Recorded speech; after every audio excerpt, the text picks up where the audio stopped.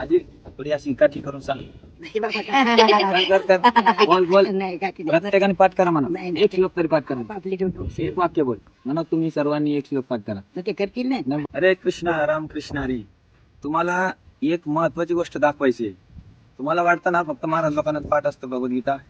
भगवद्गीता आपला असा ग्रंथ आहे की प्रत्येकाचा पाठ असला पाहिजे. माझे जी आजी आहे तुम्ही पाहता तिला आता तिचं वय किती असेल आजी? 80-90 अंदाजे. तिला पाठ नाही. तिचं भगवद्गीता पाठ आहे. विचार करा 15वा अध्याय तो पण पुरुषोत्तम मास चालू आहे. अधिक मास आहे ना. पुरुषोत्तम महिन्यात पुरुषोत्तम अध्याय पाठ आहे तिचा.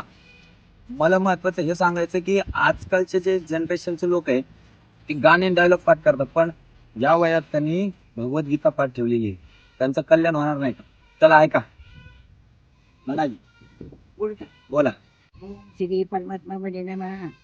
आता पंचदश अध्याय श्री भगवान वाचे तुझं मुलं मधच्या कामच वचन पडावरे डावसे पडला मी येसनी येदशी येत आदर्शा सुधाते देशाकार गुण पर्वतायचे फळवाला अदुची मुलांना अनुसंतताने कर्माने बनलेली मनुष्य डोके नरूपमचे तुगलं ते ते मिळून त्यातून चप्पा असं तुम्ही नसुविधा मुलं मस्तंग ते प्रे दोडून पिटवा तेपर्यंत परिमार्ग पेयम येसनी गीता निवृत्ती होया तुम्ही मग त्या दिवशी पर्वते इथं परपती पसरा पुराण निर्माण मग आदर्शन गोच्या हरिया पण त्याने गोष्टाना